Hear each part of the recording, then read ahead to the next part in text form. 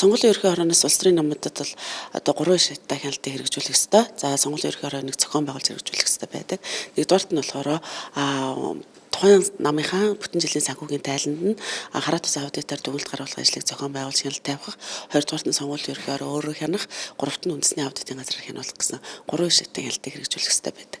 За нэгдүгээр хяналтыг болохоор хуулийн заасны дагуу сонгуулийн ерхий хороо худалдаа авах ажиллагааны тухай одоо хуулийн дагуу тендер шалгаруулалтыг зохион байгуулахаар зарладаг. Сая бид нар эхний одоо тендер шалгаруулалтыг зарлаад энд манаас амжилтгүй болсон хоёр одоо сонгуульын шалгаруулалтанд хоёр компани орж ирсэн боловч одоо цохих шаардлага хангаагүй улмаас ахин зарлагдсан.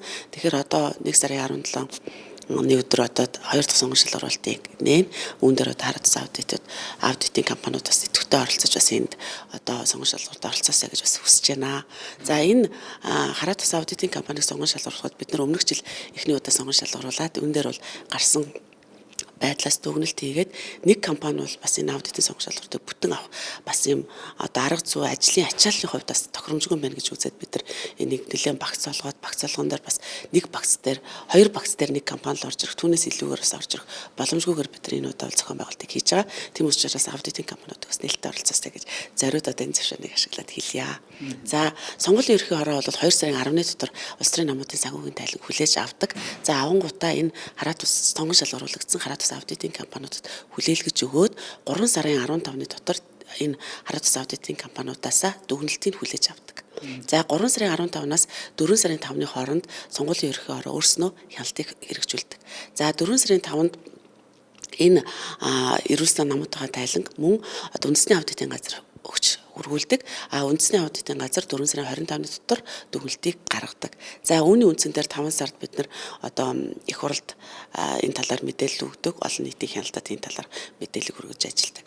За энэ 2025 он бол анх удаа одоо улс төрийн намууд төрөөс санхүүжилт авсан жил болсон. Үүнтэй уялдуулаад бид нар бас энэ хууль тогтоомжийн хэрэгжилтийг анх бас энэ санхүүжилтийг зөв зарцуулах үүднээс намуудтайгаа бас нэлээд олон удаагийн одоо уулзалт сургалт хэлэлцүүлгийг зохион байгуулсан.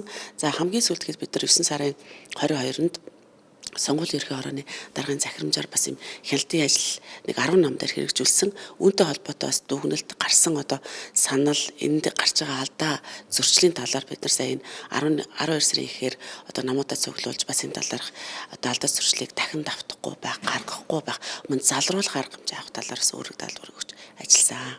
За энэ талаар бол зөрчлийн тухай хуулинд тодорхой зохицуулт заагаад өгсөн байгаа. Одоо тухайлбал улс төрийн намууд чинь нэг дансаар орлогоо хүлээж авах хэрэгтэй байдаг. Хэрвээ нэг дансаар орлогоо хүлээж аваагүй одоо олон дансаар авсан байх юм бол мөн тэр орсон орлогыг нь 2 дахин одоо үржилсэндээ тэнцэх хэмжээний төгрөгийг одоо улсын төсөв төвлөрүүлэгч гэдэг юм үү те торгуул тавьчих гэдэг юм. Зөрчлийн тухай хуулийн дээр нэлээдгүй тийм зохицуултууд байгаа. За энэ бол яг энэ 25 он дээр улсын төсвөөс мөнгө авсан учраас энэ 26 онд хэрэгжиж эхэлнэ. Бид нар энэ 26 онд хүлээж авчаад намууд яг ямар алдаа зөрчил гарсан байна тэрнийхэн дагуу одоо зөрчлийн тухай хуулиар хариуцлага үйлдвэрлэх. 24 онд хаагчлаар аваагүй юм уу тий? Аваагүй. 24 онд болохоор энэ улс төрийн намын тухай хуулийн шинжилсэн найруулга маань 24 оны 7 сарын 1-ээс санхүүтэй холбоотой хэсэг нь бол мөрдөгдөж эхэлсэн. Энэ үед бол ерөөсөө улс төрийн намууд маань санхүүжилт улсын төсөөс аваагүй байсан.